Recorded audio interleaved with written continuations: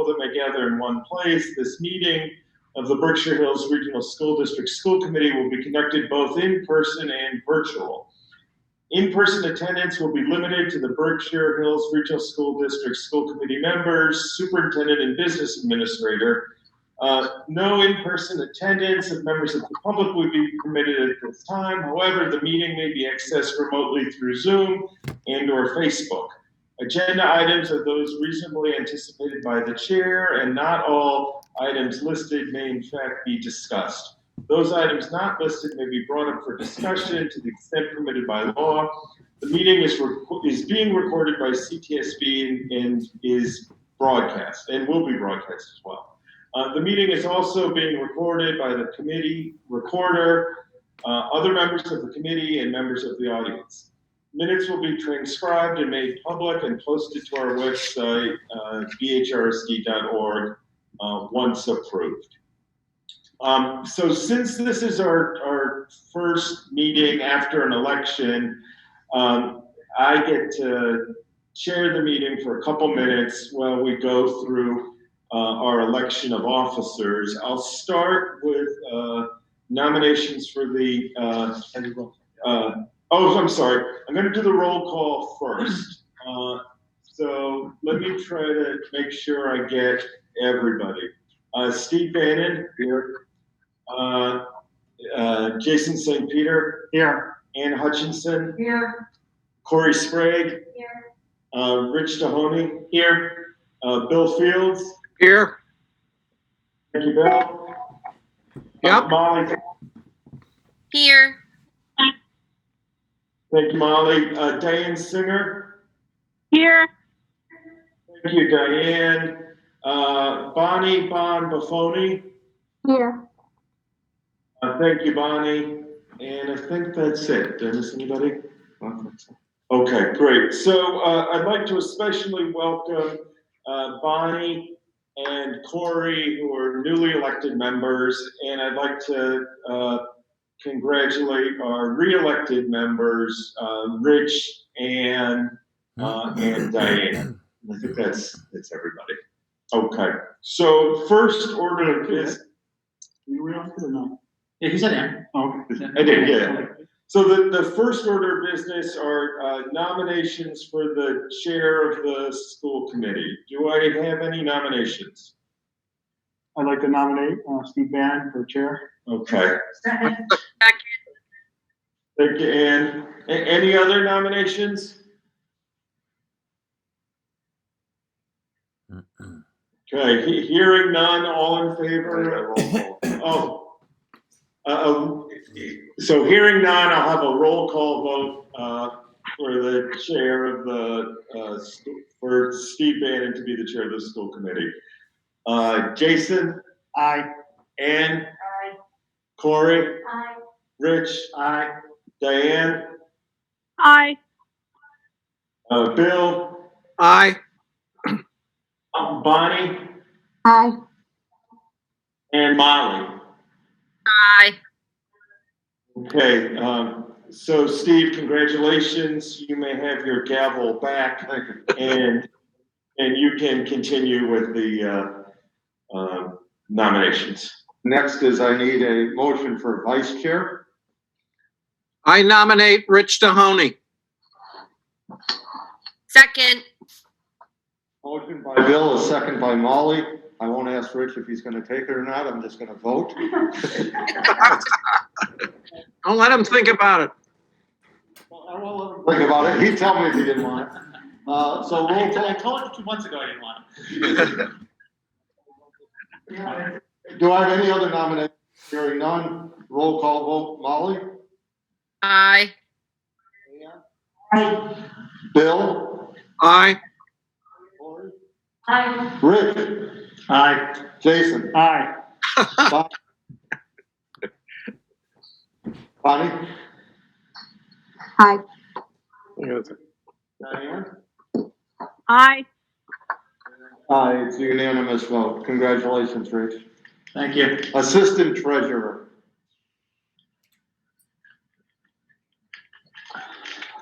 Who is it now? Well, it was Dan Weston, so we need a a nomination. Is there also a treasurer? No, the treasurer is actually Richard Jetty. This is Which is an assistant? this is an assistant treasurer. They can sign things. Yeah. Really. Is there an assistant, chair? Vice chair is Rich. Oh, okay. What other positions need to be filled? So there's gonna be assistant treasurer, and secretary. Right. Can, Diane right now is the secretary. I will say that the assistant treasurer job is really perfunctory, except having to sign some things in absence of the treasurer. And it's historically been somebody who lived close by, in case they had to run over. so it's Jason or Corey? Exactly. Or you live closer. I shouldn't have moved from Tree Farm. You would have been behind the street. I nominate Corey. Second. So the nomination is for Corey Sprague by Jason, second by Rich.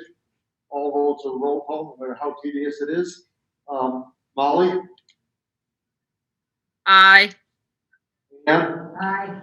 Bill? Aye. Corey? Aye. Rich?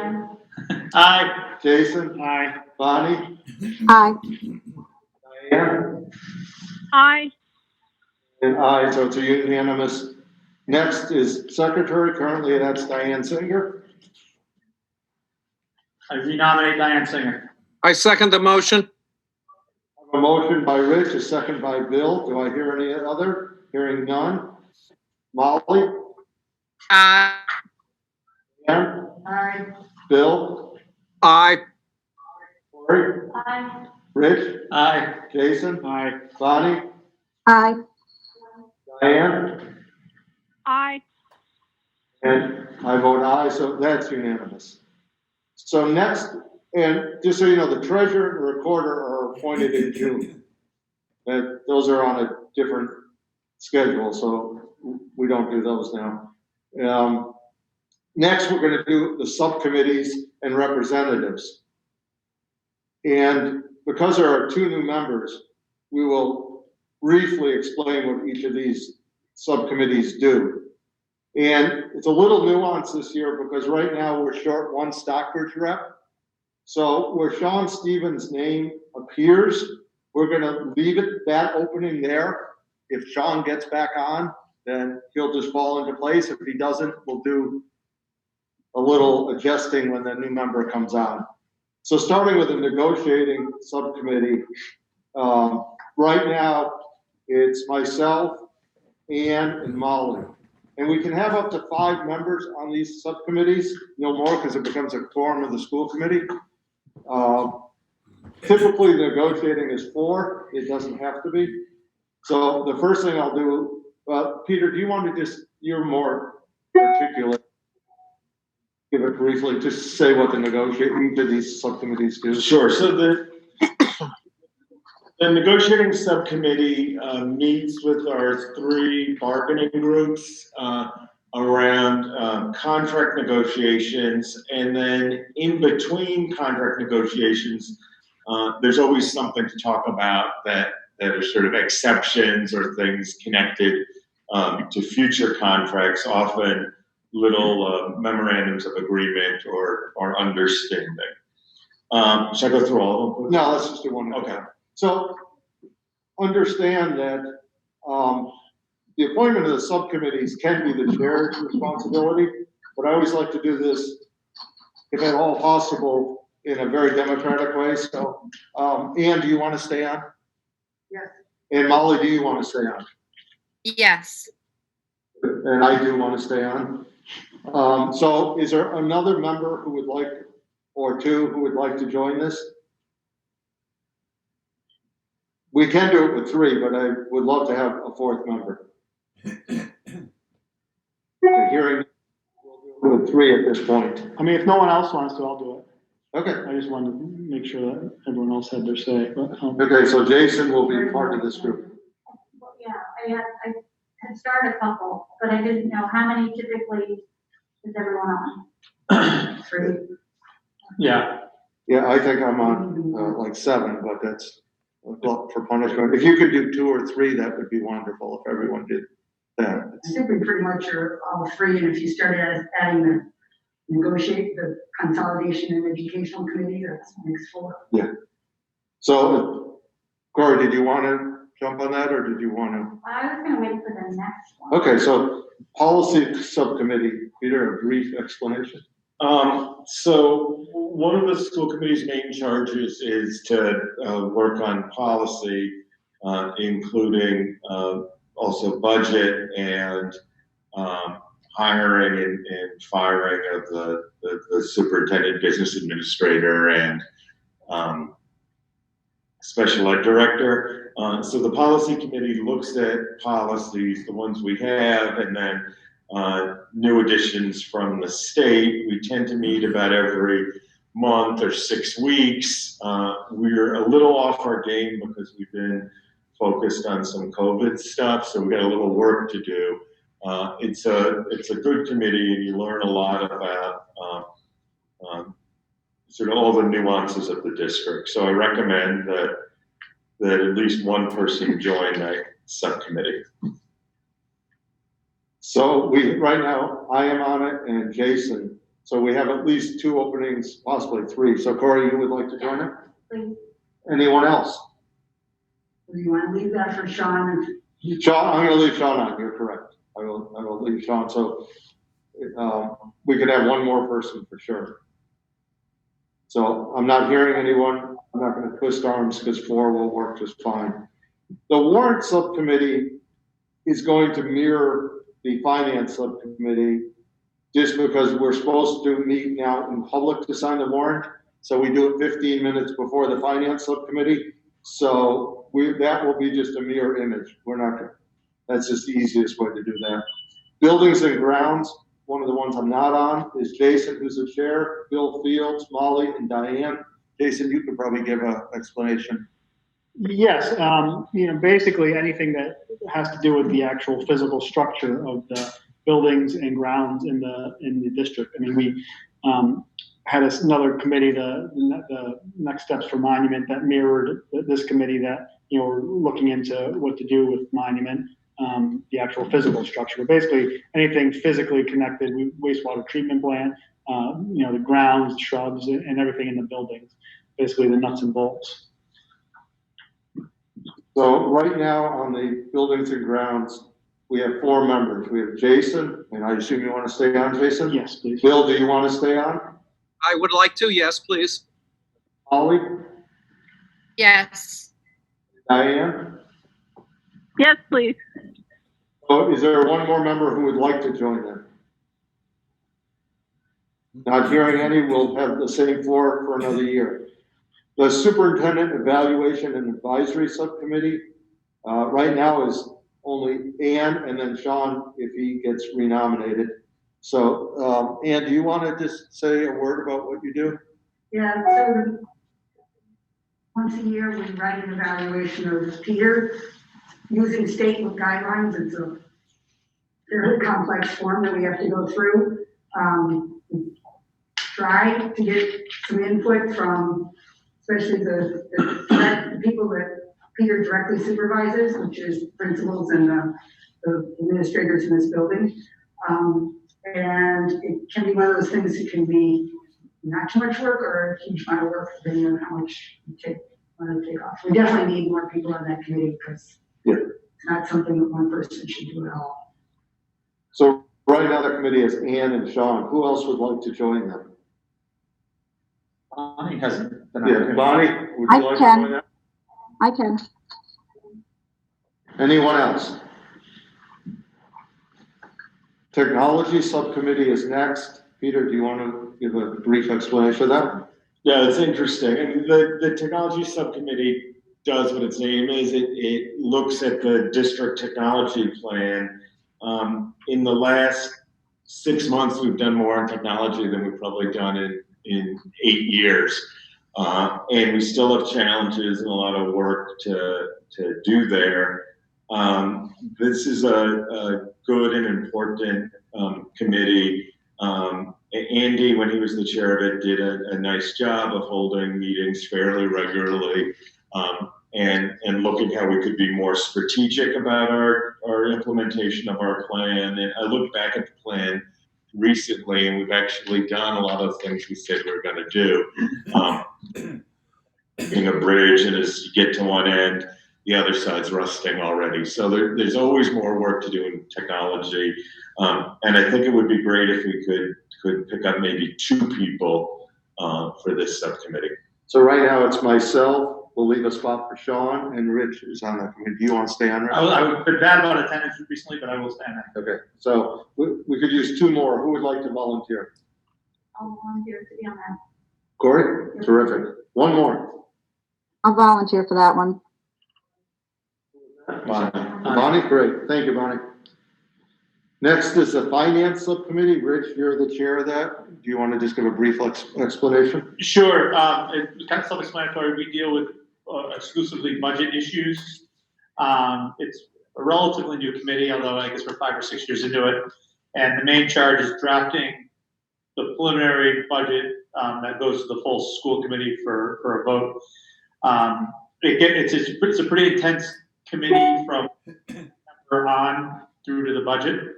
But it's very interesting committee. We engage with all, not just Peter and Sharon, but all the principals. All their financial requests and proposals come through. So it's a very interesting committee. But I will say,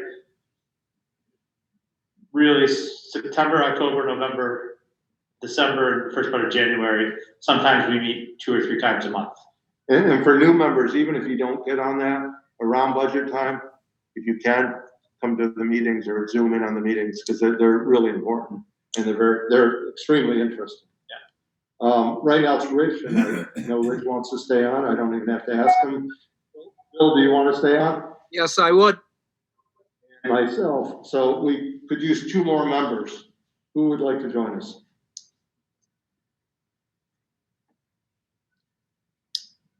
It's a real important committee. I would love to have at least 4. I would. Bill and I are both from Great Barrington. I think that's one where it's important to have geographic balance. Maybe one more Stockbridge, one more. Yeah, there's actually 3 from Great Barrington on that, because I'm on. You're on it. Yeah. Yeah. Yeah.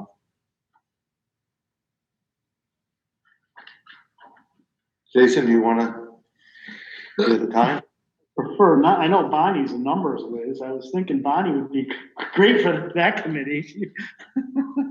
Well, Rich kind of scared me when he was like, sometimes it's 2 or 3 times a month. Just for a couple of I months. mean, I absolutely can. That's kind of my thing. I'm a numbers geek. Okay, so we have Bonnie. Is there anyone else who would like to join it? Okay, so we'll leave it at that right now. This can change. Sean has served on that committee before in the past too, so maybe that. Yeah, he's not there right now. We can ask him. Yeah. Well, District Consolidation and Sharing Subcommittee.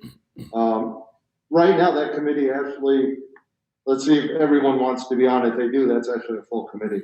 So I'd like to stay on it. Rich? I'd like to stay on it. Ann? Sure. And Molly?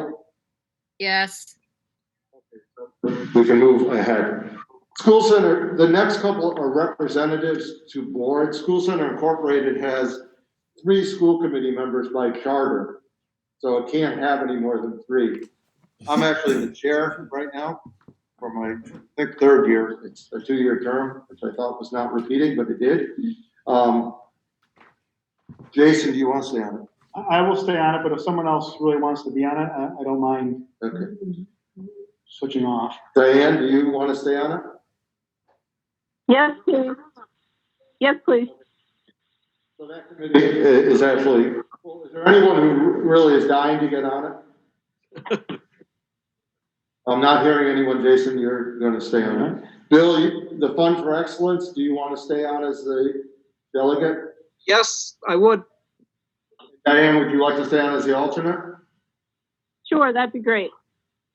So that is full. The Vocational Advisory Board, I think I'll stay on it, but I think the chair of the school committee is supposed to be on it by law. Molly, would you like to stay on?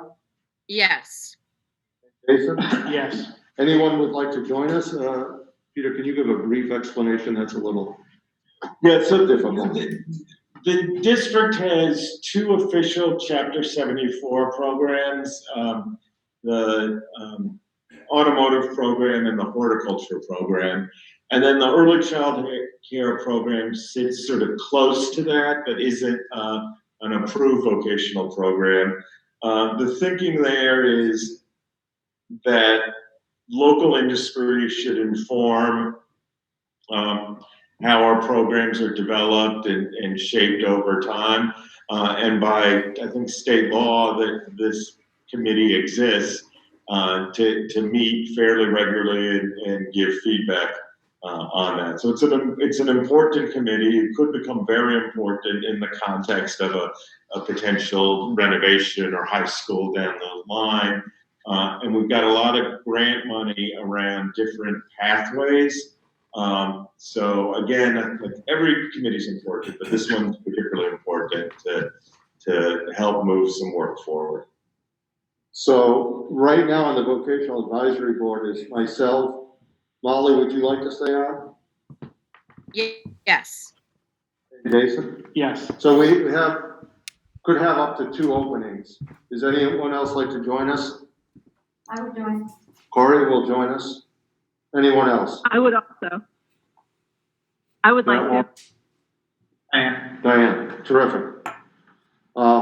Peter, can I just ask you to let Doreen, to have her notify Sean or Tom, Roy, or someone, because I think last year we neglected to do that, and that got kind of confusing for a while. People weren't getting notices. Yes. Thank you.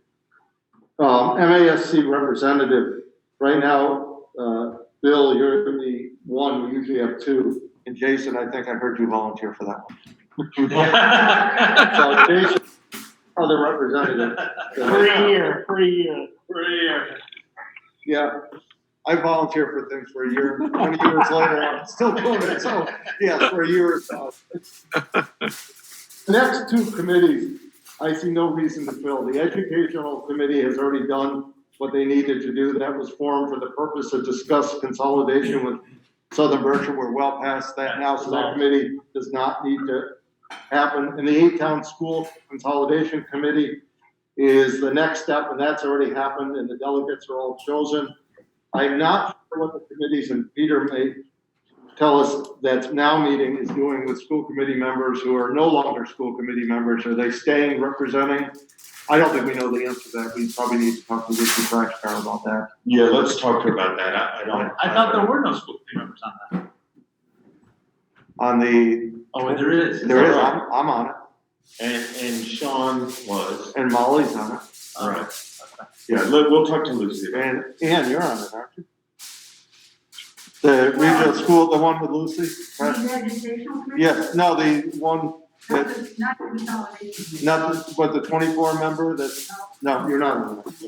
Okay, Oh, that's right, there has to be a school committee member, one school committee member for each town. yes, and I'm trying So to you think. were Great Barrington, Sean was Stockbridge, and Molly was West Stockbridge. Correct. So we may need to reappoint to that at some point. We may need to, and I don't know what that committee is thinking about, because I think there are a number of both select board members and school committee members who may not be representing the towns as when they join, so. Well, they can let us know what they need.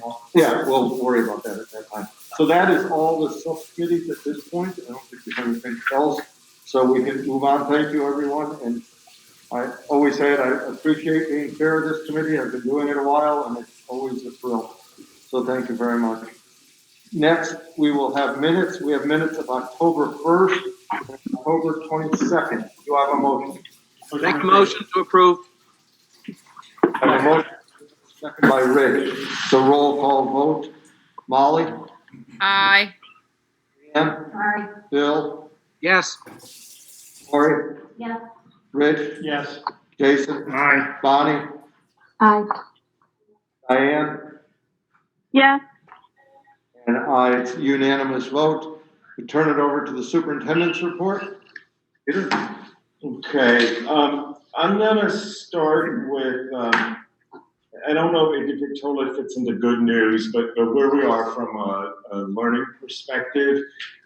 Today I sent out a letter to the whole school community, to parents and school committee members and staff, talking about where we are with COVID-19 and what we need to do.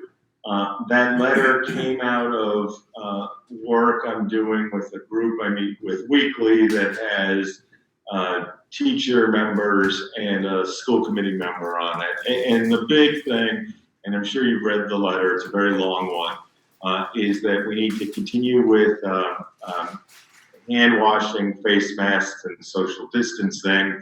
And as COVID-19 starts popping up all around us and potentially in our own community, we have to be really deliberate and careful going into Thanksgiving break, the rest of the holidays, Christmas and Hanukkah and Kwanzaa, and really careful. Sort of late breaking news after I sent the letter, more cases appeared or came to fruition in Pittsfield, and the Pittsfield schools have decided to go remote for a few weeks. Obviously, Pittsfield's close by. We interact with that community quite a bit, so we need to keep being careful. We're going to keep a really, really careful eye on things. I've talked to the principals about working with their teachers to be ready to pivot to a remote approach quickly if we need to do that. I hope we don't need to do it, but that's a possibility. At a previous meeting, the principals and I had talked about trying to get additional kids back to school face to face with an aspirational goal of 11:30. Our plan is solid and good, but we're going to delay that plan a little bit in the context of Thanksgiving.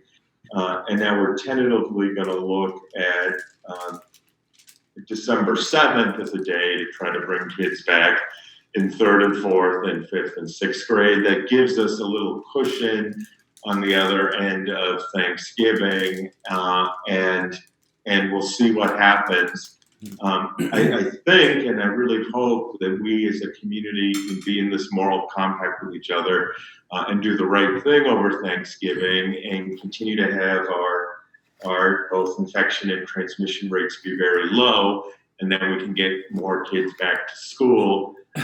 If we blow it, then the rates will go through the roof and we won't be able to get more kids back to school. In fact, we'll have to do the opposite and reduce the number of kids in school and maybe go into a remote posture. In response to my email, I got, as I always do, many more emails, and some people are like, that's great, really thoughtful, and other people have different opinions of it. So we'll work through that. Several people have asked me, why don't we shut down schools like the colleges and universities and not have school from Thanksgiving till New Year's? And we're being given direction for the moment, by the governor and the commissioner to not do that. Colleges and universities are in a much different circumstance than we are, but we'll continue to do what we can to ensure student and staff safety and look at the numbers very carefully. That group that I meet with, we initially were meeting on Wednesdays, then we're getting data, so we're meeting on Thursdays. Now the data is coming a little later, so we're meeting on Fridays. There are other daily reports I look at, and I look at weekly reports and multi-year trends. One of the things that's scary or intimidating is, well, Berkshire County's done pretty well. To our east, the Pioneer Valley is not doing great. To our south, Litchfield County, Connecticut is doing quite terribly. And to our west, Columbia County, New York is also not doing great. Vermont's a little better. So that's something to keep an eye on. But that's what we're doing. We'll try to move forward with this plan to get more kids in 3rd and 4th and 5th and 6th grade around December 12th. But all of that is connected to where we are and what's happening with the numbers. December 7th. That's what I meant, December 7th, sorry. So any questions from the school committee or responses to that? My only comment would be, I totally understand what you're saying. I'm excited to see chatter about why don't we do what the college is doing between Christmas, Thanksgiving and Christmas, and I understand we can't do that. But I do think looking ahead, we got to revisit the calendar for the second half of the year. At least have some consideration or talks, maybe something for negotiation committee to deal with. But we're going to have an awful lot to make up. And we canceled April break last year. I think that's got to be on the table. And the end date of school, and we had an awful lot of PD days. In September. I don't know whether we need all the ones we have scheduled in the second half of school, but there's going to be a lot of catch up to do. So I think you got to start thinking about that or looking at that. But just to be clear, we did, or I made the decision to fold the half days into our Wednesday, not doing half days, because for the kids who are only in 2 days and then have 3 days virtual, or 3 days virtual and then 2 days, we don't want to lose a quarter of the days on that week with a half day. That was a good move. So we're not doing that. Other comments or reactions?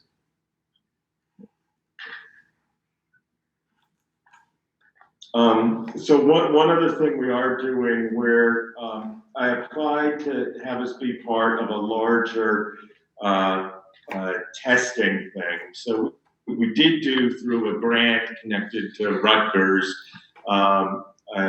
saliva-based COVID test for staff, and we tested between Berkshire Hills and Richmond a little more than 120 people.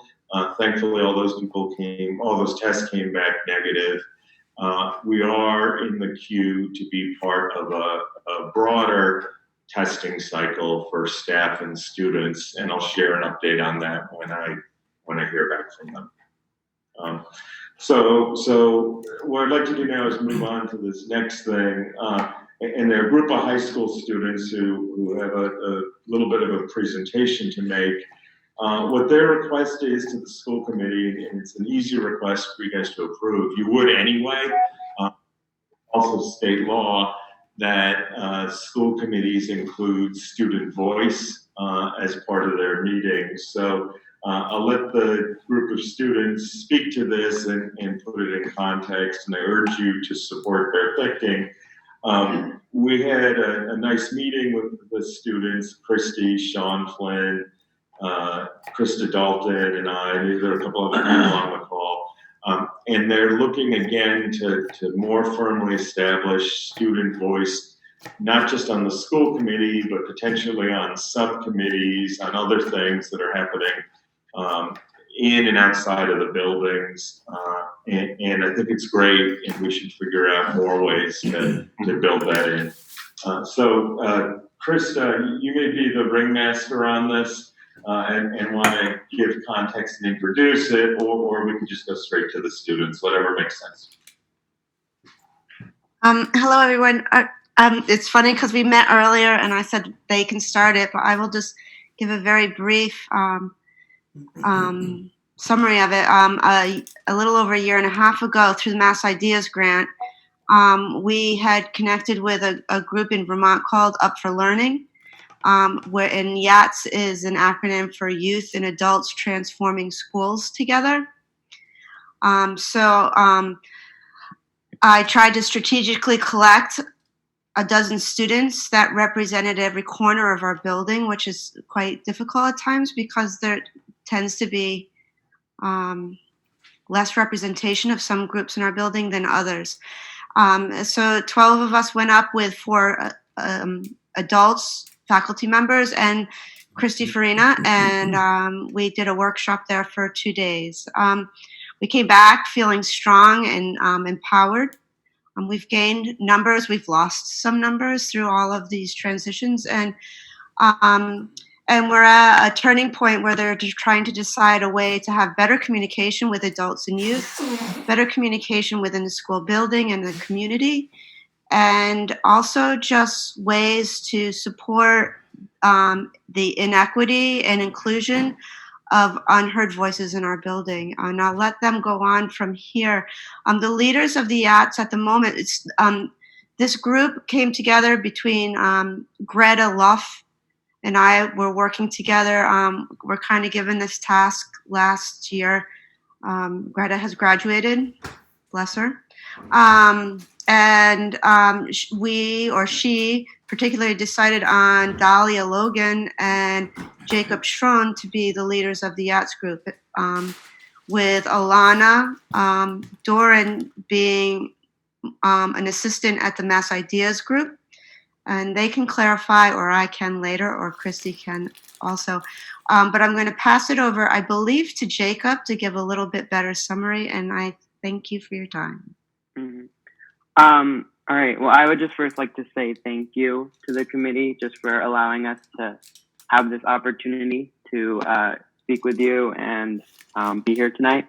So my name is Jacob Schron. I am a sophomore at Monument, and I'm one of the student leaders, as Krista just said, of YATS, along with Dahlia Logan and Alana Doran.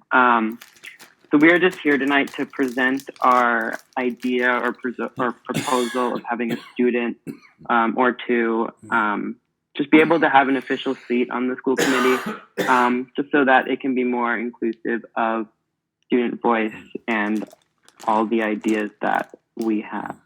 So YATS is the name of our group, and it's an acronym that stands for Youth and Adults Transforming Schools Together.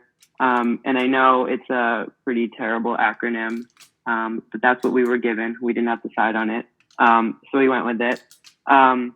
So we're just a group of students and adults who are working to include student voice in many aspects and decisions within our schools, specifically Monument at the moment. But we do hope to expand it to the middle school and elementary school. So we've been working together for over a year and have been growing our group and expanding our reach within Monument. We have facilitated professional development sessions with teachers, all run by students this summer, and we are currently running weekly meetings with our group, also all run by students. So yeah, that's basically who we are. I can pass it to Alana, and we have a few members here tonight. So we're just going to do some introductions from everyone in our group, and then we'll get to our proposal, I guess. Yeah, I'm Alana Doran. I'm a junior at Monument, and I have been a part of YATS since we went to Vermont last year. I think Krista and Jacob kind of covered the background mostly, so I'm just going to pass it to Leela. I'm Leela, and I'm new to YATS. I'm a freshman at Monument, and I joined to help lift the voices of students. And I'm going to pass it to Zadie. Hi, yeah, I'm Zadie. I'm also new to YATS, and I joined to work with fellow students and to take part in the effort to get more student voices heard. I'll pass it to Olivia. Hi, I'm Olivia Ruggiero. I'm a junior at Monument, and I have been joining the past couple of YATS meetings. I'm really grateful to be here, and I'm really excited to help add important student voice. And yeah, I'll pass it on to Julian.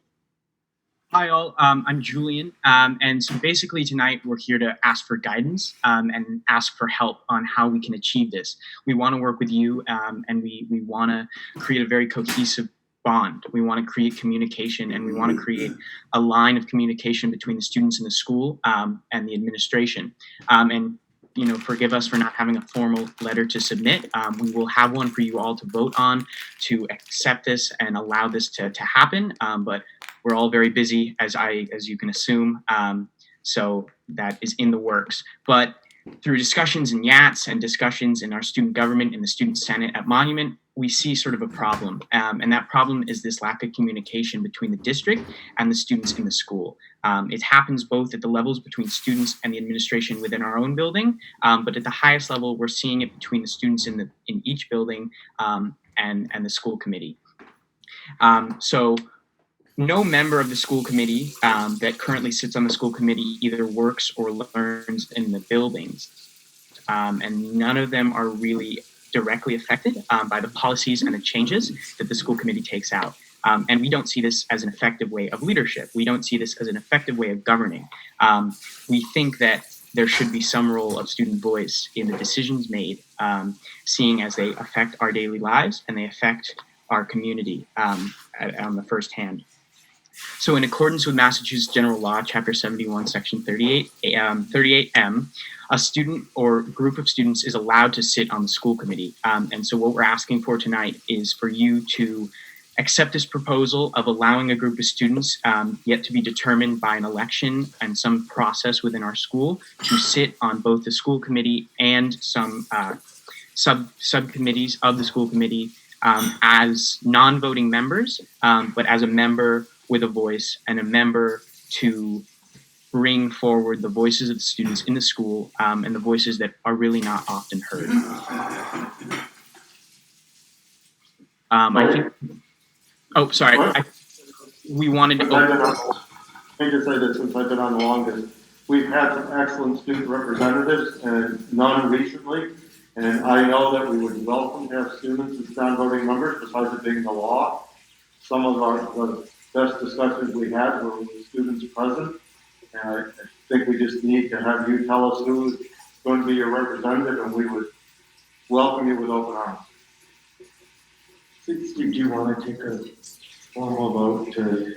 We can support it. I think It's the law. it's a law, and we support it. I think, maybe the transition between the number of principals, if usually a principal would appoint one or two people to our school committee. So at the next meeting, you just tell us who's going to be your representatives, and you'll start receiving the packet, and you'll be welcome. It's very, very simple. Great. Okay. Thank you all. You have other things to say, because we'll be glad to listen. I think we're all good. Thank you guys so much. Yeah, thank you so much. Nice to have a youth voice on our committee. Yeah, so thank you all very much. So let me keep going with the agenda. In the packet, and I don't think as we're using a new system, I can simultaneously present this, but in the packet is a proposal for signage for the middle school. Skip the director of teaching. Oh, you know what? Let me stop for a second. Let me go back to the director of teaching and learning. So John Bruno, could you wave your hand? Okay, good. So John Bruno is our new director of learning and teaching. John comes to us from the Region 1 school in Falls Village, Connecticut, where he's a special ed teacher. He previously worked as a learning coach at Mission Hill School in Boston and as a special education teacher with the Boston Public Schools. John has a doctorate in education, curriculum, and instructional leadership from Northeastern, Master's of Education in Special Education, and a BA in History from UMass Boston. So we're really excited to welcome John. The Director of Learning and Teaching role has been vacant since the beginning of the year, and the year previously we had two part-time folks pitching in. So to have a full-time person back in that role is great.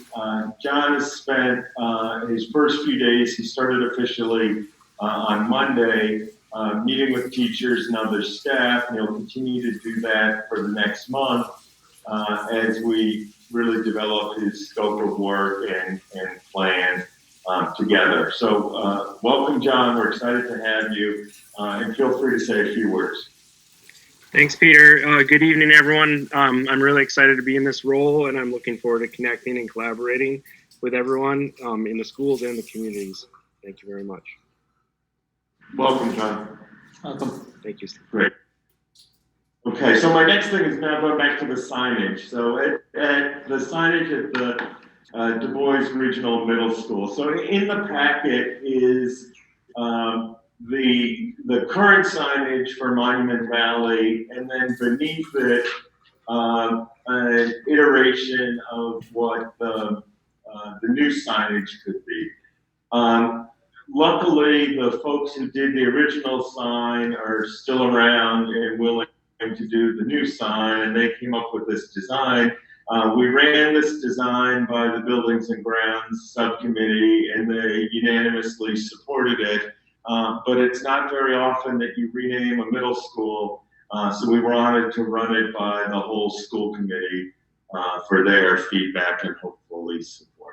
Jason, do you have anything to add? No, I think you summed it up well. It's an important, obviously issue, and we really wanted to make sure we did it right. So I think it looks great. Yeah. It looks better than mine, Sally. Yeah. Do you want a motion on that, or you just? Do you want to vote?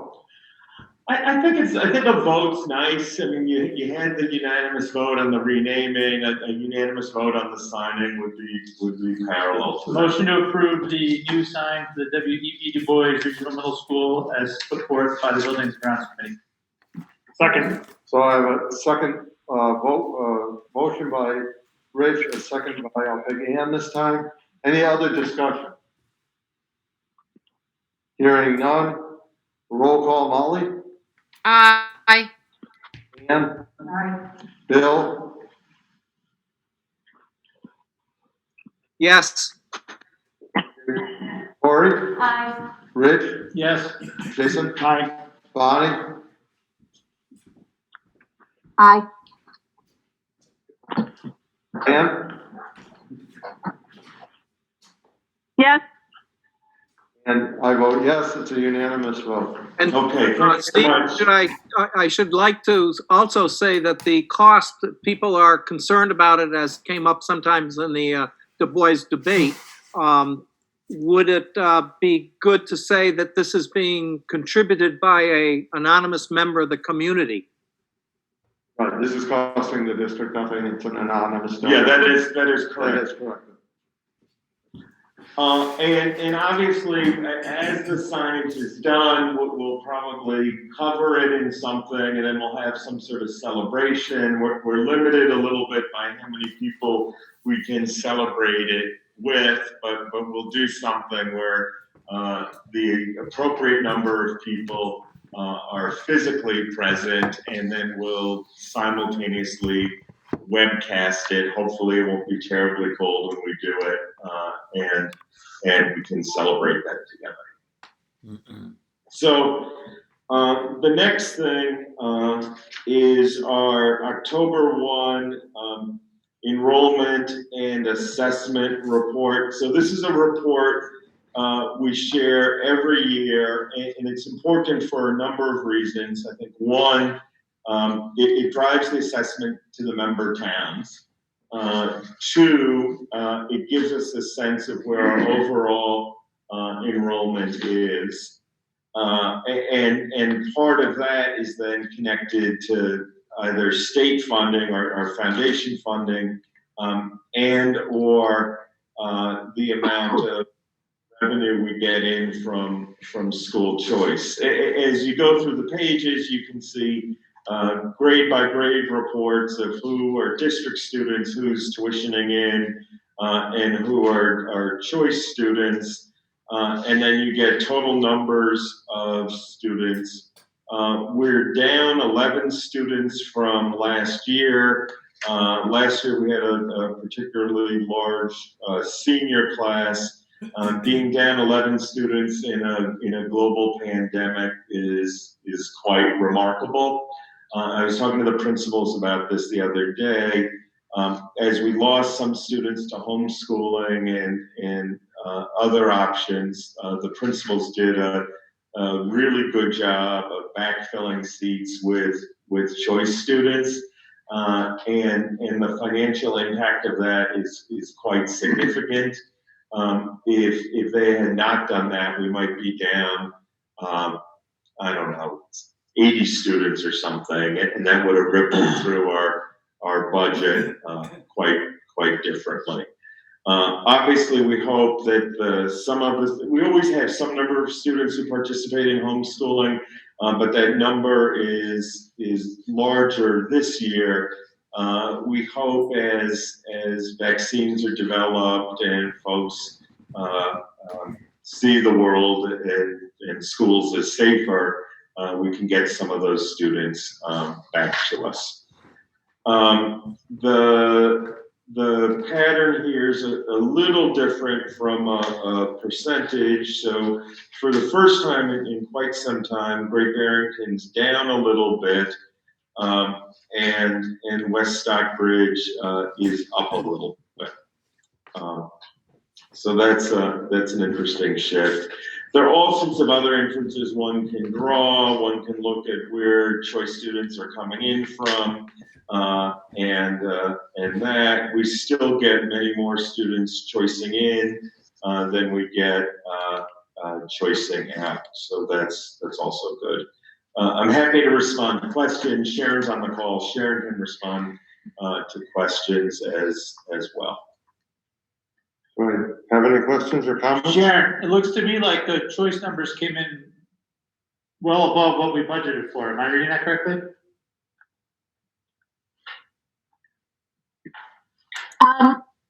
They have come in above what we budgeted for. However, it's just a net of 2 students from last year. Well, above, just above. I see an uptick in the tuition students in 7th grade, which I think is important. Yes. Yeah. That's another nice trend.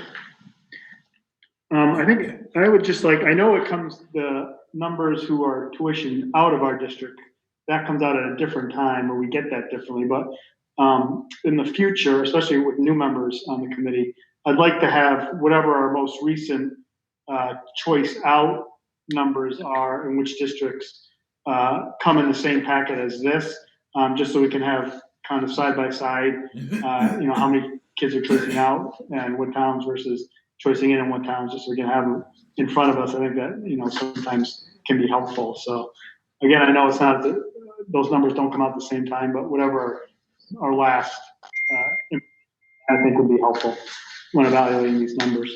Okay, Sharon, do you want to speak to the process and why those take a little longer? Yes. The challenge with that is if we were to compare, we would get a June number and we wouldn't be comparing apples to apples because they would have changed by October 1st. Those numbers come out. We do the October 1 report. We report to the state all the students that are choicing into our district. They then compile that across the state and break it out and send reports in December, make them available in December to each of the school districts to say which students are choicing out. And that could vary from year to year. So that's the only challenge with trying to get it at the same time as our October 1st numbers. We don't have the correct information. We can expect to see that in December, Sharon? Yes. Depends on, sometimes it doesn't come out till the 28th, so it might not be till the beginning of January. So it really depends on when they release it. I know it's not that big of a time, but when you send those numbers out, if you could resend these numbers just so we can have a side by side when we get that packet, it'll be a lot easier. Yeah. We can do that. Okay, so any other reactions or questions about this data set? Sharon, could I just ask you a small little question in regards to the assessment of Great Barrington? I Yes. noticed that the students from Great Barrington went down by 51 by 15, and yet our assessment went up by 7421 to 7457. Can you kind of explain? It might be a small difference, but when we're talking about millions of dollars, it might not be that small. I'd have to look at the details student by student, but it depends on the percentage of students.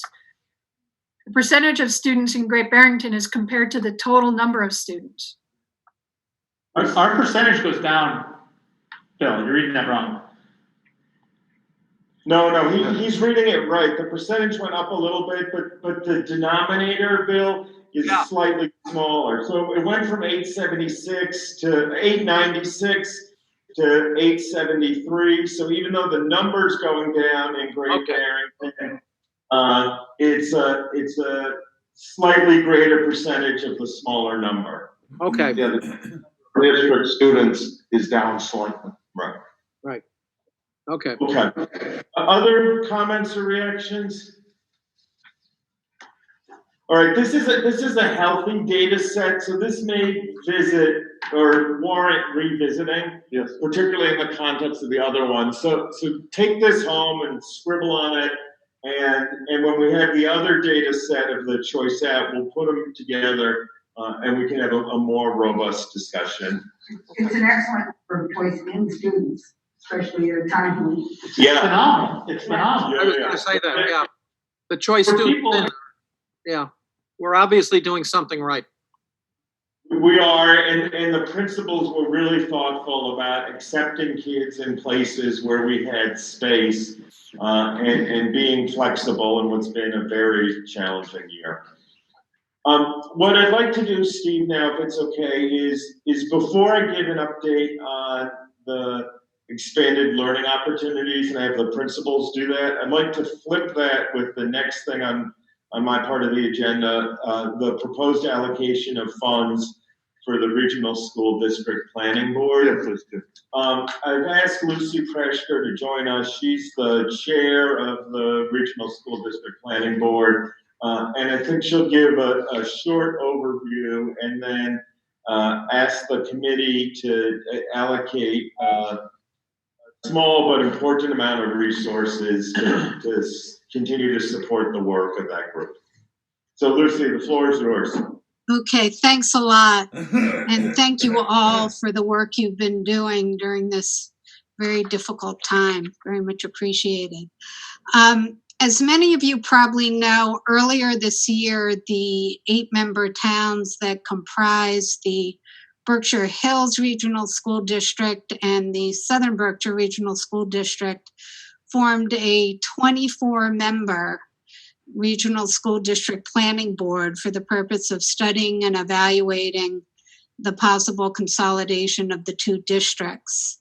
And as Peter said, I was elected chair. We've had a number of meetings, both of the full board and of our 3 subcommittees, which are an educational quality subcommittee, a finance subcommittee, and an operations subcommittee. A number of the people on your school committee are on the board. Molly's on the board, Steve's on the board, and others. We received some state funding early in the process to get our work started, and we used that funding to engage consultants to help us facilitate the work and also to gather certain data about our current baseline picture, and they generated some reports that summarize that data. Those funds have been exhausted, and we've got a ton of work ahead of us. And what I spoke to your superintendent about, and what I'm hoping the school committee will be able to support, is having the 2 school districts allocate $3,000 each to this work to help us get through the end of the year. At that point, we'll be in a position to determine whether to seek more substantial funding from other sources, including the 8-member towns. So I'm hoping you're in a position to support that approach, and I'd be happy to answer any questions that you have. Let's start with a motion. I'll make a motion, but Sharon, do you want me to just make a motion to appropriate, or do you want me to have a specific line item that it's coming from? Don't have a specific line item because we may need to move it from one to another. Motion to appropriate $3,000 to the multi-town committee. Do I have a second? A second by Molly. A motion by Rich. Discussion. Questions of Lucy. Lucy, this is Bill Fields from Great Barrington. Are the reports that you've done and the information that you've done going to be released to the school committees in both districts? Yeah, they've been released to the members of your school committee. I I had planned to get them posted on the Regional School District Planning Board location, which is part of the Berkshire Hills website. And that's the plan, but they are public and they're available. Okay, thank you. Yep. If any school committee member wants a copy of those, Doreen can get them for you without a problem. Yeah. My sentiment is that they're doing great work, and whatever they need in the future, they should not hesitate to come back and ask. I agree. Any other discussion? Hearing none, roll call. Molly? Aye. Ann? Aye. Bill? Yes. Lori? Aye. Rich? Yes. Jason? Aye. Bonnie? Aye. Diane? Yes. And aye, so it's unanimous. Thank you, Lucy, very much. Thank you. We really appreciate your support. Okay, thanks. So the last thing, and sorry, this is a fruitful but long meeting, or lots of steps. The last thing I want to talk about is a little bit about our proposal for expanded learning. I foreshadowed this or mentioned the timing part at the beginning that we're looking now at hopefully starting on December 7th. As you know, our pre-K through second grade students and teachers are in school face-to-face 4 days a week. We think we can extend that to third and fourth grade at Muddy Brook and to fifth and sixth grade at Du Bois. And there's a lot of planning with the principals and assistant principals and the teachers and paras around doing that. And I'd like to have both Tim and Ben just talk about it for a couple minutes so you realize the depth and work of the planning. Obviously, we're only going to do this if the current environment and climate permit us to do it, and we really value student and staff safety. But we think we came up with a thoughtful plan, and I'd like them to give you a little information on that. So I'll start with Tim, as we often do, and then we'll work our way over to Ben. Hi, good evening, everybody. So I just want to start with a correction. I know when we talk about the students being back in for 4 days, and what we've accomplished thus far, we say pre-K through grade 2, but actually it's EK through grade 2. The pre-K program is still hybridized for peer partners, so they're attending 2 days a week. Identified students are indeed attending 4 days a week. So just that clarification to start with. But in the early kindergarten classroom through grade 2 classrooms, currently students who are not remote only at this time, they attend school 4 days a week in small classes ranging in size from 10 to 12 students. It's going quite well. The systems at school are in place to support that. The schedule, the movement of students, the cohorting, there's been a lot of thought put into all of that.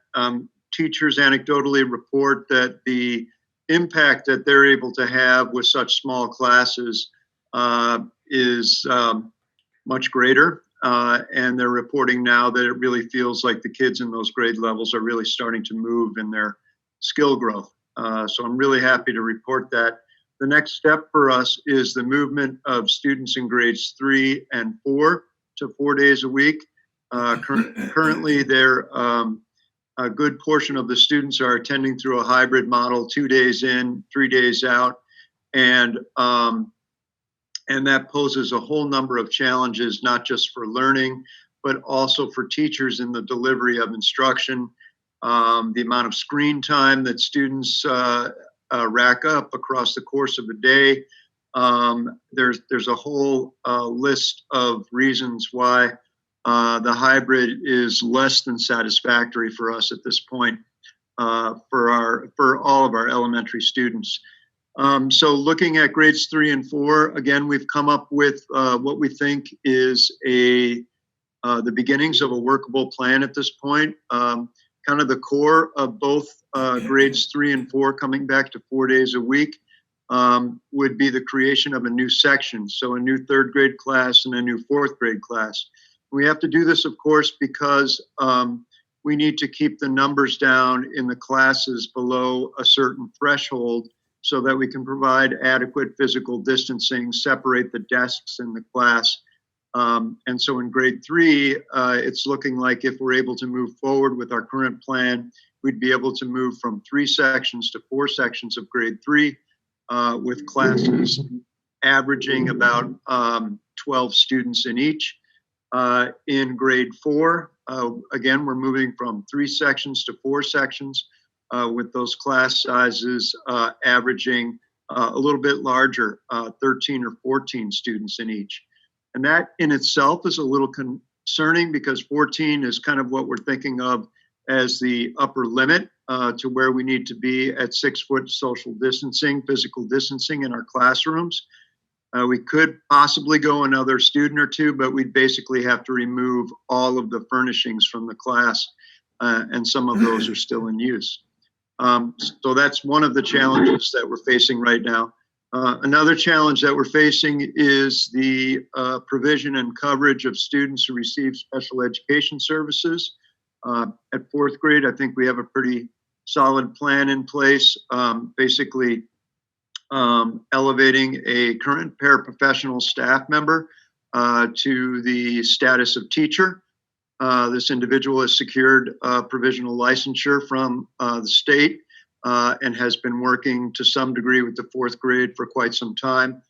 So she's ready to step into that role and help with the leadership and teaching of a co-taught 4th grade classroom where we can also serve the special education needs of the kids in that grade. 3rd grade is a little bit more complicated, and quite honestly, we're still kind of working out the details to that at this time.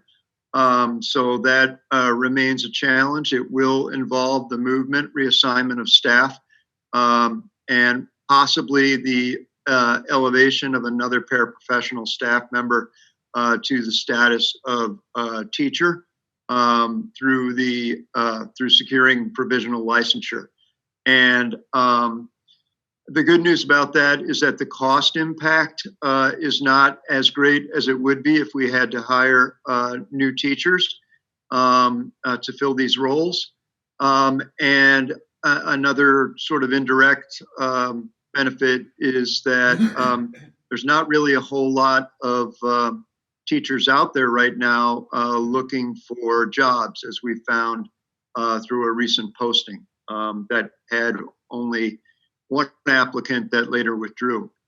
So I'm still confident that we can stay on our timeline and bring the 3rd and the 4th graders back to 4 days a week, and that they can enjoy the same sort of benefits of frequent in-person instruction that our other students are enjoying right now. Another obstacle, not obstacle, but another challenge that we face is going to be that in creating new classes, we're also creating new class groups. So students that have essentially started the school year with one teacher, one group of peers, one group of friends, we're going to be asking them to move to a new group mid-year. If we do it correctly and given the staff that we've chosen to lead the classes, I think it'll be a smooth transition. But we want to pay careful attention to make sure that the students are fitting into groups where they're going to have their needs met, but also where they're going to have friends. It's very important to us and something that we're looking at. So the December 7th timeline, again, is pushed back a little bit from what we had originally anticipated.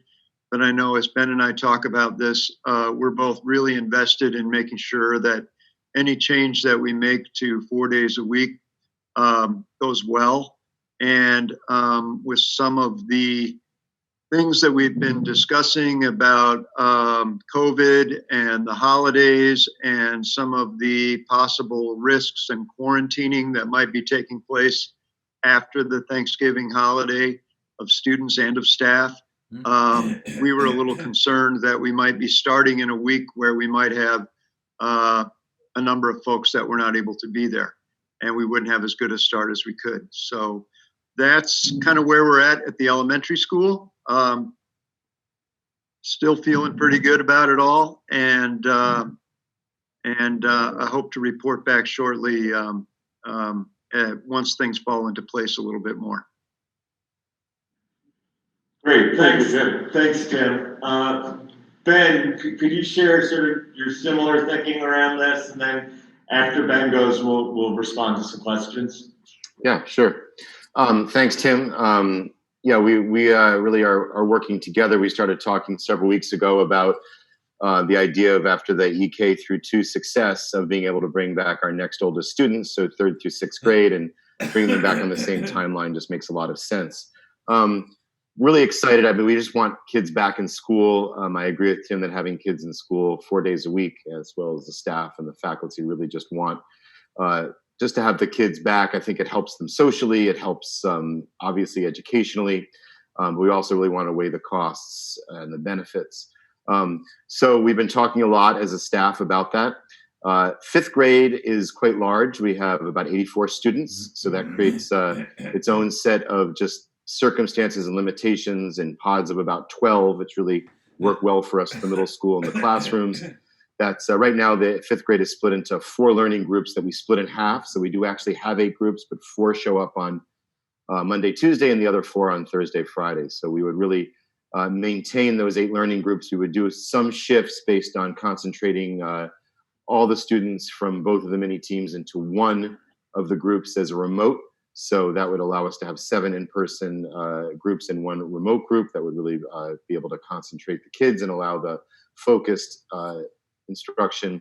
We have one of the mini teams has a remote learning group, but the other one does not, and there's too few students. So this really fixes that. 6th grade, I think, is rather straightforward. It's a smaller grade in terms of enrollment. It's about 70 students. We'd be able to have, right now we have 5 groups that are split in half. So 5 half groups come on Monday, Tuesday, 5 half groups come on Thursday, Friday. We would be able to probably nail 6 groups of 12 students. So that would really be a nice piece to have all the students back, as well as one of those 6 would be a remote cohort. The 6th grade has been able to concentrate students into remote cohorts, so that would continue. The 6th grade, I think, would be relatively straightforward to schedule because of the small nature in the 6 groups. It would probably increase instructional time for students by about 50%. Right now, students are in class periods synchronously 2 days a week and this would allow, so basically 2 periods a week for each subject matter. This would increase it to 3 and allow us to really spread that across all 4 days. That'd be really exciting for the teachers and also really be great for the kids to be in. 5th grade is a little more of a chore in terms of design. We have the same number of teachers in general. We do have more special education teachers, but the reason why is just the needs, service needs, both for direct services as well as co-teaching, are very significant in that cohort. So it would only increase once all the models we put together would only increase actual instructional time in core subjects by about 25%, but would also have students in supported academic classes, study halls with paraprofessionals or other types of teachers. It also adds an entire library class, which is very exciting to the specials. In 5th grade, they have general music and PE, and this would add a library to that. So the teachers have been very involved, especially in the 5th grade, in scheduling and thinking about what it would look like. One of the costs, though, and benefits that we want to look at is right now we have our students who we call Group A, our students who actually currently come 4 days a week in our Monday, Tuesday classes for both 5th and 6th grade. And then our Thursday, Friday, those cohorts of students come for 2 extra days of instruction. We found that intensive amount of instruction has been really beneficial. It's very similar to our ESL Institute that we do in our extended school day on Monday, Tuesday, and Thursday, Friday. But that's a major benefit. And in going to 4 days a week, we would actually lose that intensive instructional time. We still would be able to provide the services, but it actually would remove some of the intensive time. And as we think about some of our highest need students and our most vulnerable students to both the school closure that happened back in the spring and the lost amount of time that we've had just in terms of trying to address the pandemic. It's something that we're really seriously considering because we're very concerned about all students not making the kind of progress we want, but in particular our highest need students really have felt the brunt of this. So it's something that we're really working on and organizing. I have a lot of teachers involved in the conversation, even paraprofessionals, counselors and the like, because it's just such an important piece. As Tim said, we're really looking to do this soon. What we thought was soon probably needs a few extra weeks of planning. And as well, we really want to make sure that we're doing it at a time that's not so dear and bringing back kids in a time of increased infections and rising rates. So I think that giving us some extra time to the December 7th date would be very helpful. And then we're also doing some conversations in 7th and 8th grade. There's been some innovations in the past couple of weeks in instruction, looking at ways of addressing some of those student needs. But again, what's worked very well is from our highest need students, the Thursday, Friday days, as well as some of the innovations with teachers and the real investment in executive skills and coaching students on how to make best use of their time and getting better at our learning management system, which has taken a very long time to become proficient in, and really starting to understand the benefits of learning management and helping kids through that. So we're looking forward to having our kids back. Hopefully we are able to do that before the rates rise in our area and we would have to go back into a remote learning. None of us want that, but we recognize the reality of that. So we're hoping to bring the kids back and augment it for all the middle school students. Great, thank you, Ben. Do folks have questions or comments around this thinking?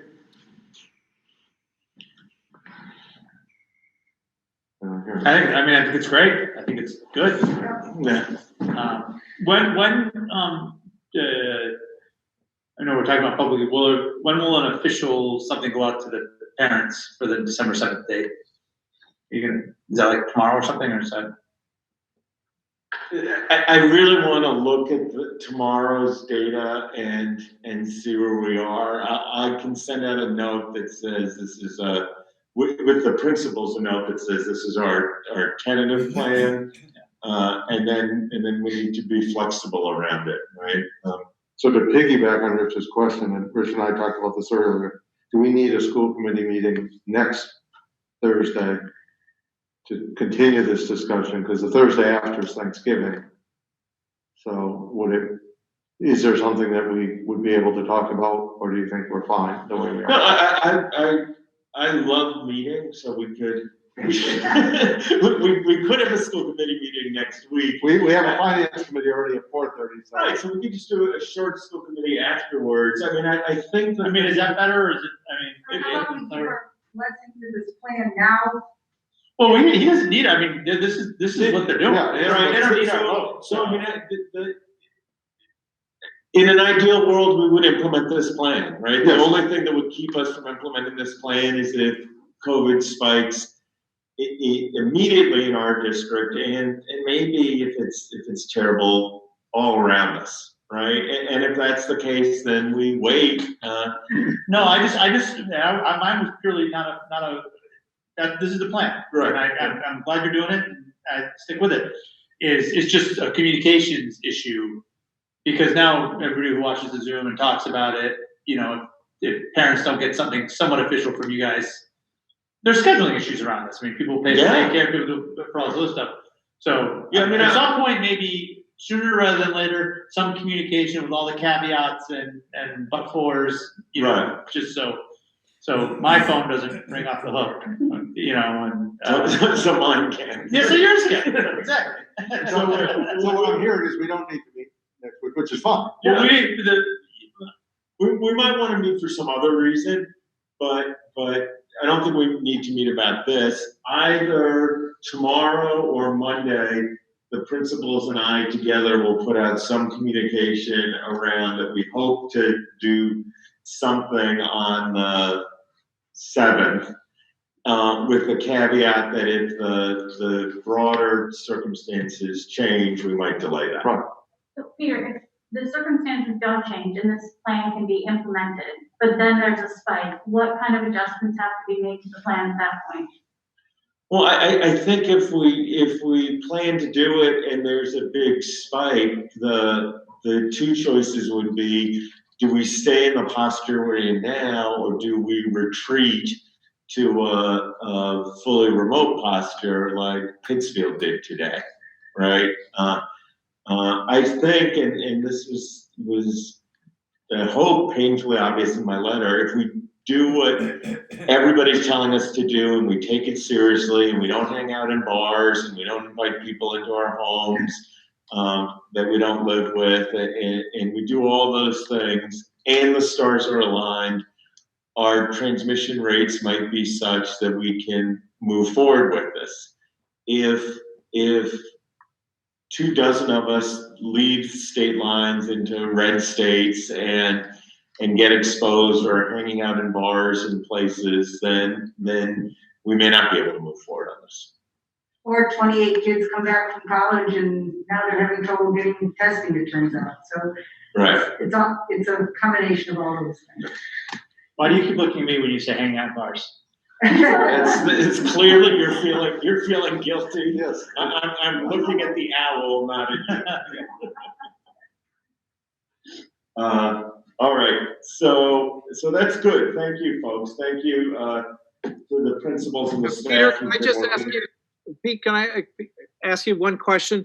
This group that you work with every week, are they on board with what is being tentatively proposed for December 7th?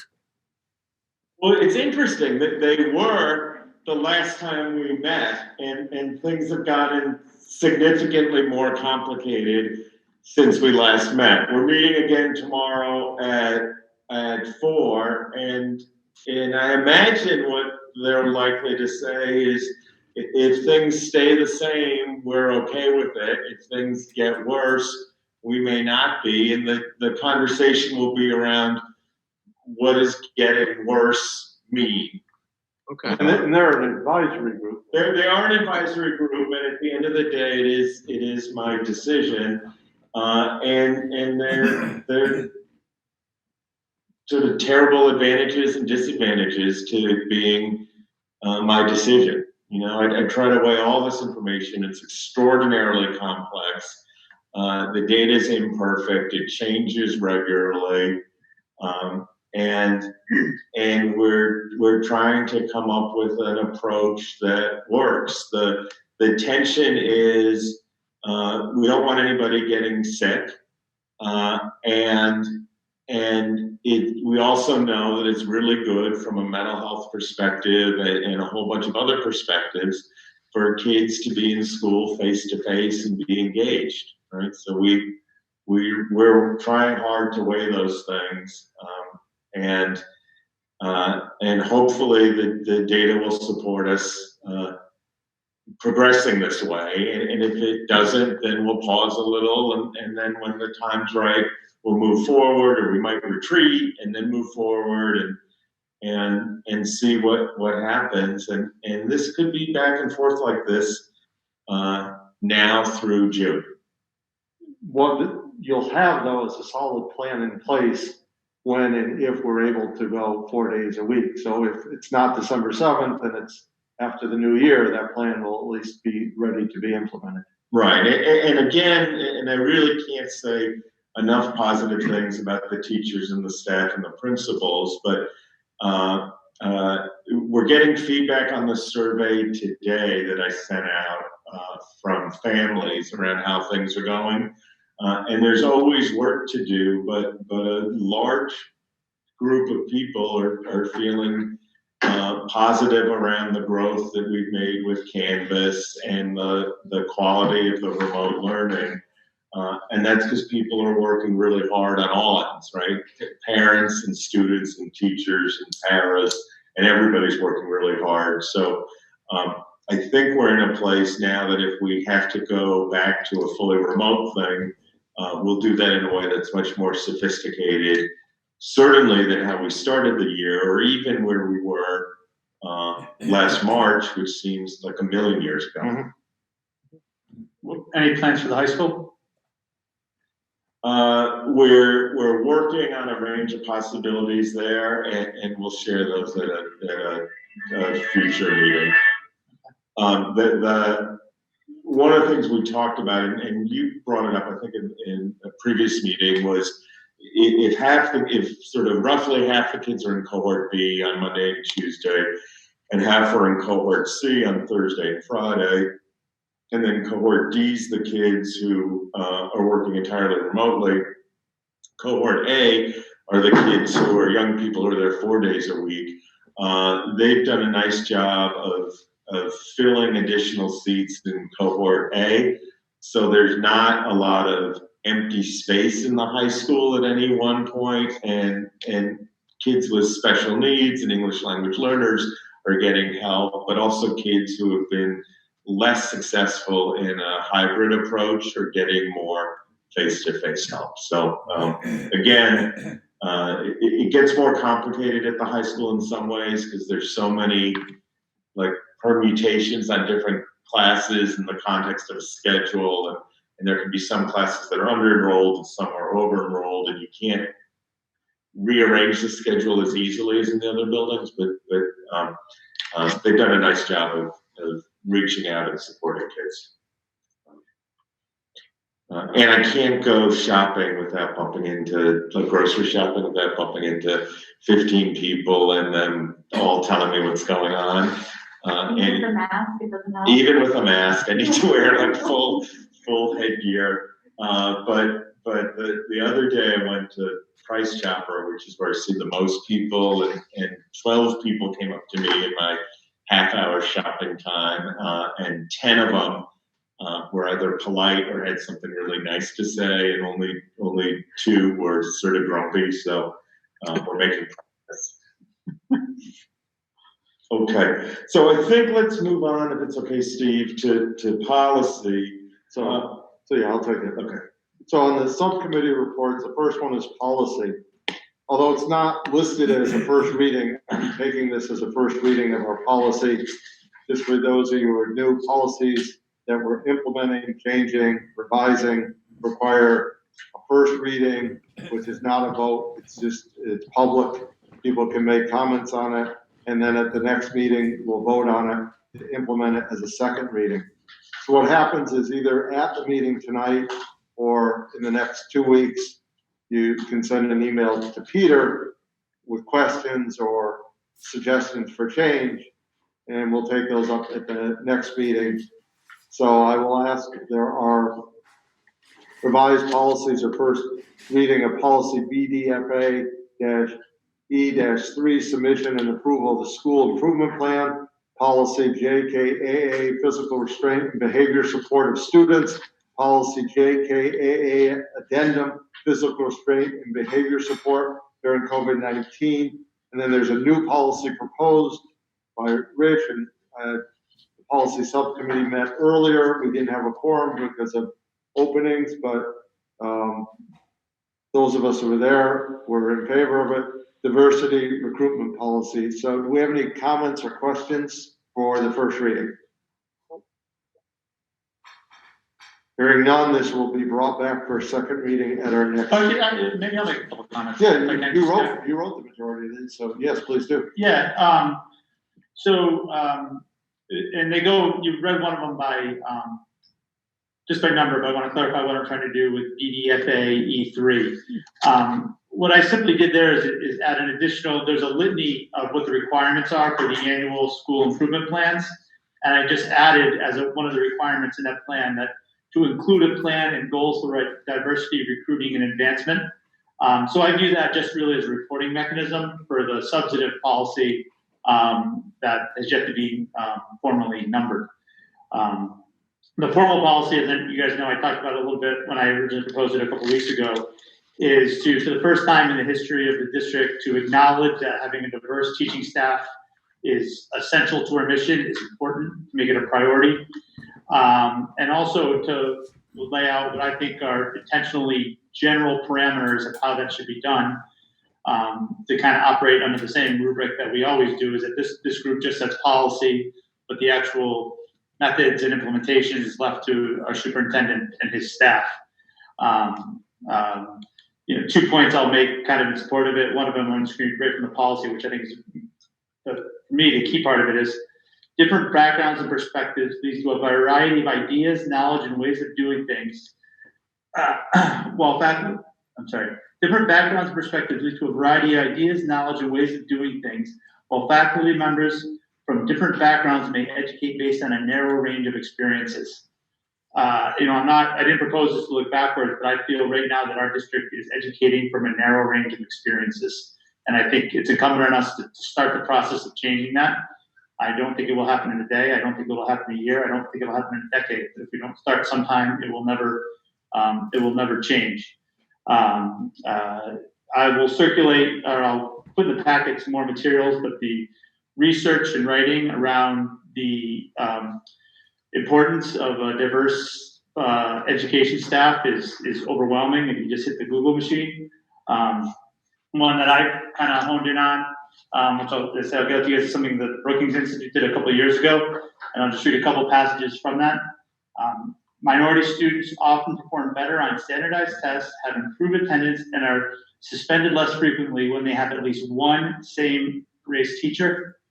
And another statistic, if a black male student has at least one black teacher in the 3rd, 4th, or 5th grade, he is significantly less likely to drop out of high school and more likely to aspire to attend a 4-year college. That piece provides all the statistical backup for those findings.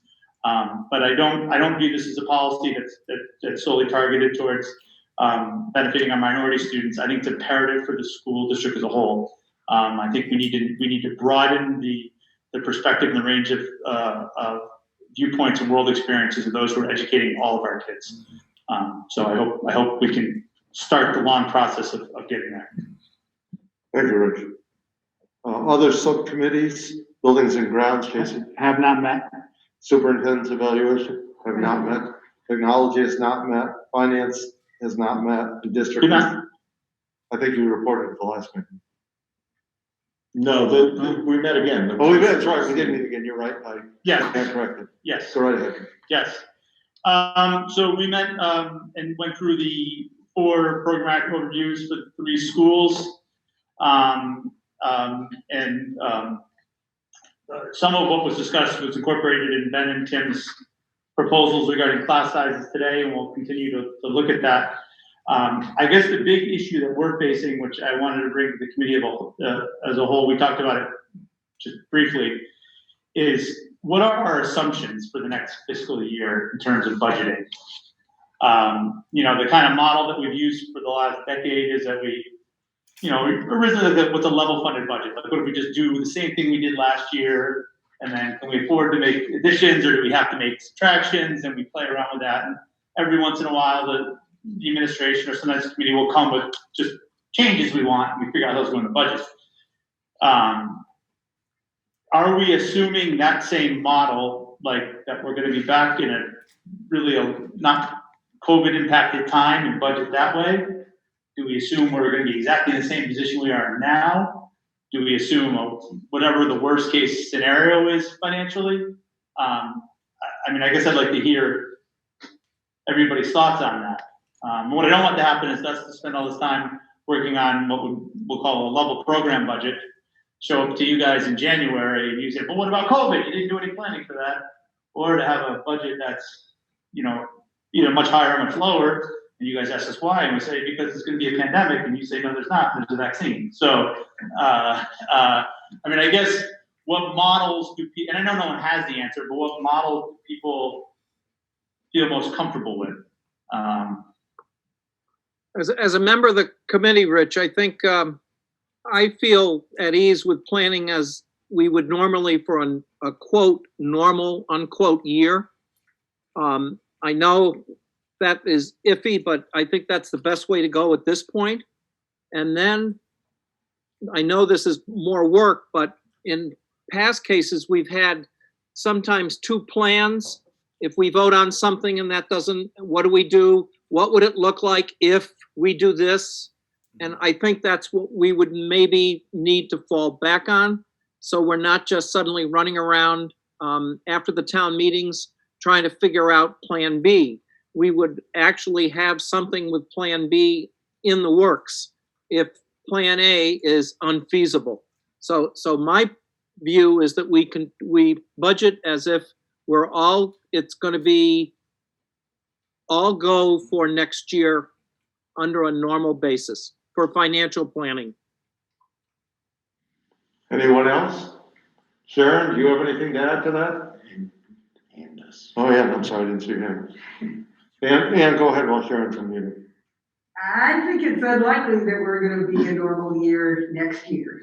And it's true, if there's a vaccine, some people will be able to get that vaccine, but it's not gonna be available to the majority of regular people in time to really, I don't think, make an enormous difference. Yes, it will be available to first responders and they'll work through the populations, but I think we'll still be dealing with this in one way or another. And I think the other thing is finding how well at least younger kids are doing with those small classes, that we seriously think about that's what we want to be looking for, is bringing back as many kids into school as we can, as safely as we can, assuming that this isn't going to go away, that we get it, that keeping kids in smaller classes a little bit better kept in pods is actually, and better for everything, social emotional learning, for all those things that we try to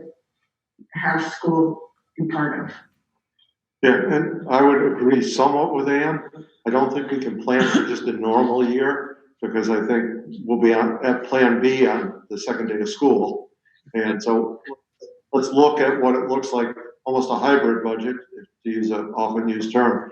My only concern, I guess, is a good way of putting it, is as long as I've been on the school committee, superintendents have said smaller class sizes are better. Every time we've looked at it, we can't afford them. We can't afford to have an extra teacher in every unit. So, yeah, we know smaller class sizes are better. Why now do we think we can afford it when we couldn't afford it for the last how many ever years that we've been doing it? Our class sizes are smaller than many other school districts. And from what I've been told by every superintendent, or maybe I've heard, is that, yes, we could always go smaller, but we're doing well with the class sizes we have. So I'm not sure reducing class sizes is fiscally possible. Well, I see that's kind of gets at the whole thing.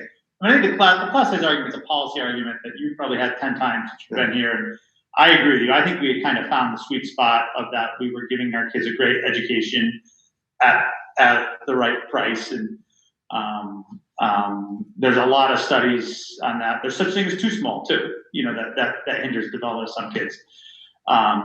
But if we're dealing with COVID, from my perspective, there's no amount of money I won't spend on more teachers and portable classrooms to get every one of these kids in school 5 days a week, if that's where we're at in September. There's no amount of money that I wouldn't ask the town to spend to bring portable classrooms and 15 more teachers. So if that's that's where I think we need to be ready to go, because we're not going to be doing this in September. So I would look at it in a little different way. I would want to know what the figures are before I made the statement that you're saying. And I think that's what Bill's saying. Yeah. I know it's creating more work for you, but I feel like for consistency and almost ease of planning to kind of do a normal year projection and budget that way with a plan B if COVID is continuing. Yeah. And what we've repeatedly been able to do, and it makes Sharon nuts, is to figure out some ways to pull some rabbits out of a hat. On the one hand, I appreciate the possibility of additional funding. But what we're doing now, and we didn't go into fine detail on this, with Tim's plan, he thinks he can reallocate some existing resources, and we can pull some grant money from the feds tied to it to make that shift, right? The other thing is, if we have smaller class sizes, does that let us have fewer what we could call interventionists? Because if you've got class sizes of 10, you don't need a discrete interventionist in the same context that you would if you had class size of 22. So I think I think there's a sweet spot in between what you're both talking about with also some really thoughtful work on the administrative end. What this does force us to do is to break the rules that we've always had. Like certain things were untouchable. Yeah. And now, because of the pandemic, nothing's untouchable. No position's untouchable, no class size is untouchable. Nothing is. Let's look at it and start over. We've done a decent job of that, but this forces us way over the edge of doing that. Yeah, which is good. And it also gives us a chance, as I said at the last meeting, to maybe look at, and Steve, you've said it, maybe look at the way we've done things and open up new ways of doing things that have never been thought about. I'll just throw out that maybe 5 days a week, which has been the traditional schedule, has to be changed. We already know that it's on 4 days. Maybe we look at what we do within one of those 4 days. Maybe 4 days, if we look at 5 days, for example, next year, maybe 4 of those days are academic and 1 day is for electives that could not be offered in any other way. And we, instead of being straitjacketed by, we have to do this in a certain way, in a certain schedule. And we look at the whole academic experience using our experience from before, but also how do we do things differently and give us a chance to experiment. So. Yeah. The last bit is kids missed the last school in March, April, May. They're all missing some school now, and the small sizes can help to mitigate part of that. But we're not going to be caught up at the end of the school year if, I mean, again, there's not going to be a vaccine that's going to make this all magically disappear in the next 6 months. So the kids this year, almost all of them are going to be behind where they might have been.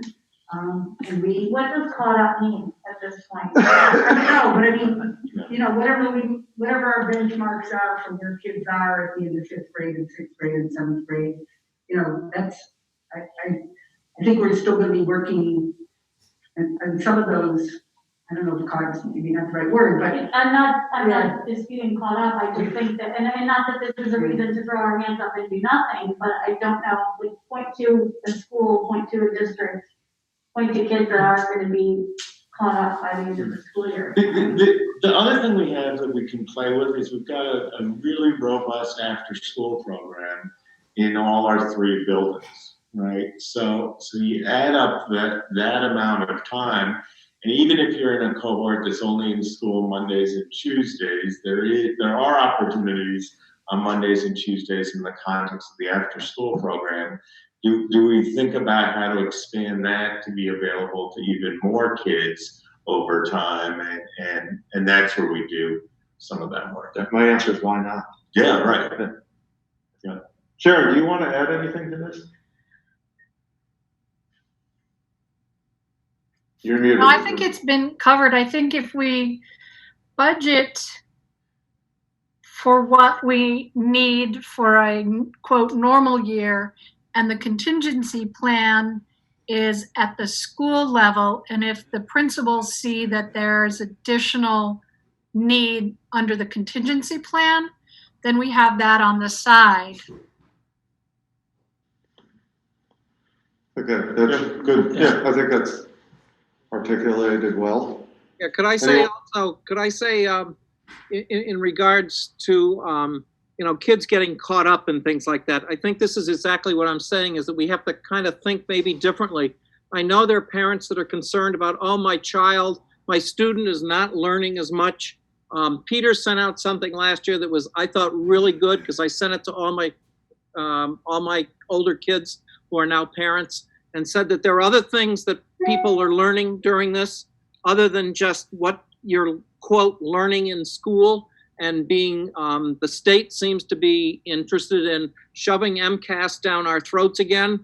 I think we have to get off this snide of benchmarks and what kids are not getting, because I think there's another way of looking at it, in a way, what are kids getting and what are they learning that cannot be tested and that cannot be statistically put into a pot and then mixed around and said, oh, this is what's wrong. So I think that this is another way of looking at it, and I'd like to see us go that way. The MASC, which I'm a representative of, has put out a resolution that all the school committees in the state, I'm not sure if, Peter, we've gotten it yet, but it's about suspending MCAS and putting a 3-year test moratorium, because we know what the testing that the state is going to force down us is going to show. I mean, there's no doubt about it. So hopefully we can get off this idea that, my kids aren't caught up, and just kind of look at things a little differently. Bill, I think we should have a conversation about bringing that resolution to a future school committee meeting.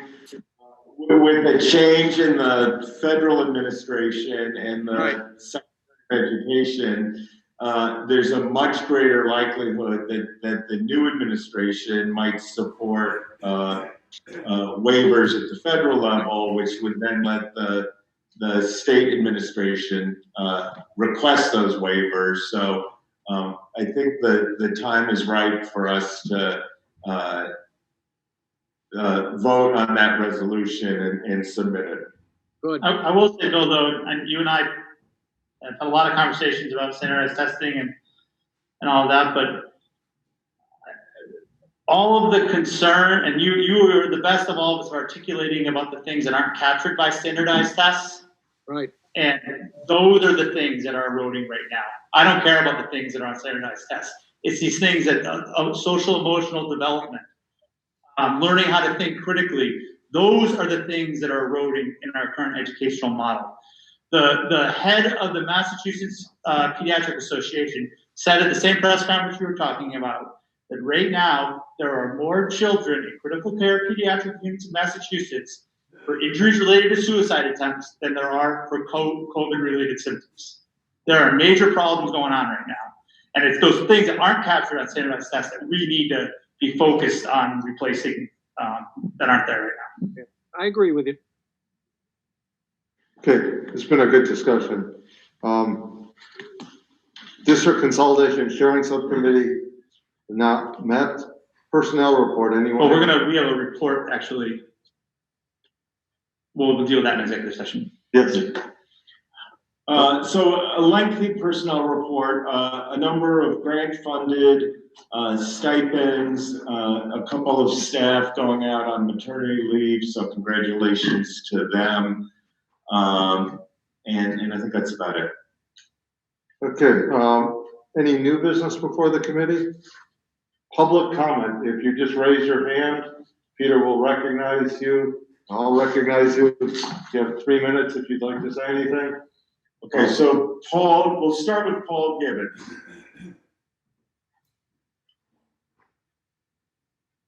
He's muted. I'm trying to unmute him. Okay, go Paul. Paul Gibbons, Great Barrington. I've heard about what's going to be going on perhaps at the 5th and 6th grades at the middle school. What are the plans for the other 2 grades? Okay, so I'll have Ben talk to that. The other grades are the 7th and 8th grades. Those grades are a little bit or quite a bit more crowded than the 5th and 6th grade. So if we do something differently there, it'll take a little bit longer. But Ben, would you like to talk about those 2 grades? Sure. Well, Peter, you actually described it really well. The grades are large. We have a really strong structure. To bring the 5th and 6th grade back requires a significant amount of reallocating resources that we have, paraprofessionals, our librarian, as well as organizing for lunch and recess, which is quite a large endeavor. So at that point, we wouldn't be able to do that with the 7th and 8th grade without adding additional resources. As Tim has been discussing, he shifted a lot of resources into early K up through 2nd grade to be able to start on October 5th full-time in-person learning. We're doing a similar shift of resources into 5th and 6th grade to do that. To bring 7th and 8th grade back would require a significant amount of resources to be able to manage that many students, because those grades are quite large as we add a lot more students as we move from 6th to 7th grade. And then lots of students actually continue to choice in from 7th to 8th grade. In addition, it's about space planning. 7th and 8th graders are much bigger human beings than 3rd and 4th graders. So bringing back 3rd and 4th graders is actually a reasonable thought. But having an extra 90 or so students in the building when we brought back 5th and 6th graders full time would also require a lot of careful planning. It's something that I would love to do. It's something that I have ideas for about how to do it. With our rising metrics right now as well, I'm just not sure we're going to be able to get to that space. But if we would, it would be something I would like to consider if I could get the resources from the district to be able to do that. All right, I hear what you're saying, but I hope that you're going to continue to work on bringing those students back also. Yeah, Paul, it's something Ben and I have talked a lot about. Ben has a plan. There are some more challenges we have to solve, but it's hopefully on the horizon.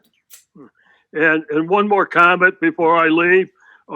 My former colleague, Mr. Fields, I hope that the committee takes his words into consideration and looks at things in a much different way.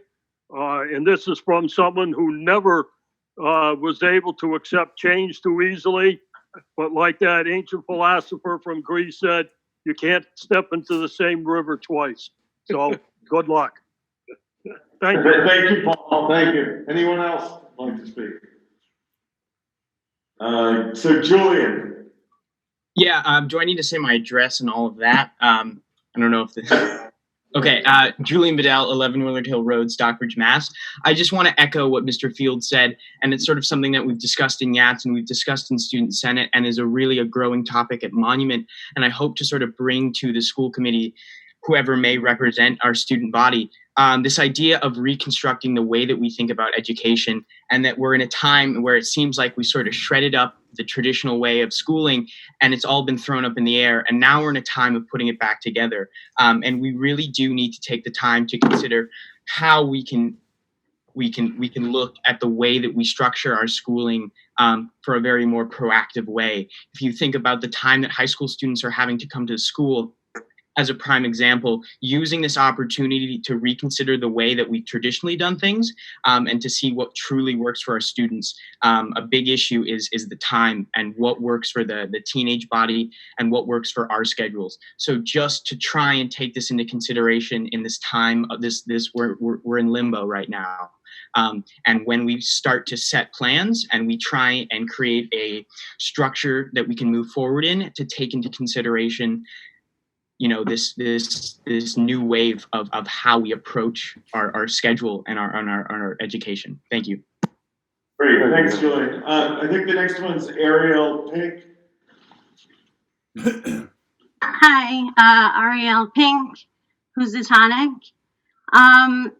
I just want, Julian, that was amazing. So well said, and thank you. I really appreciate your passion. I just wanted to get a clarification on the diversity initiative. What is the next step for that? And will it have community involvement? This is a policy, and the next step would be for the school committee to adopt that policy at our next meeting. And then it'll be up to the administration to go from there. And as Rich said, this isn't going to be something that's going to happen in a week or a month. It could take years. Okay, thanks. Sure. Anyone else? Seeing no other hands. Do you see anybody else? I don't see anybody else. Okay, seeing no other hands.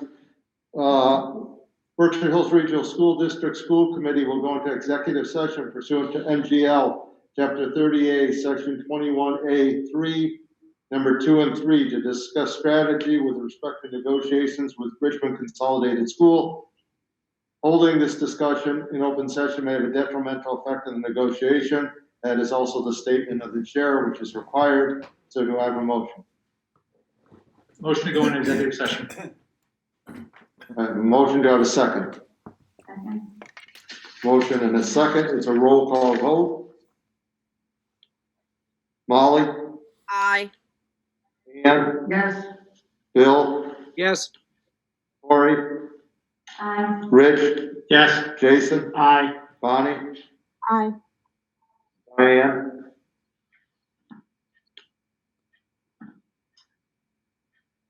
Diane still there? Diane? Yeah, I don't see her, but. Okay, and aye, so it is unanimous, and we have a different link, so that was sent to us earlier today, so we will all join in under a different link. Okay, so thank you, everybody. Thank you. Yeah. Good meeting, excellent meeting. Okay, so this meeting is formally. Yep. Please disconnect.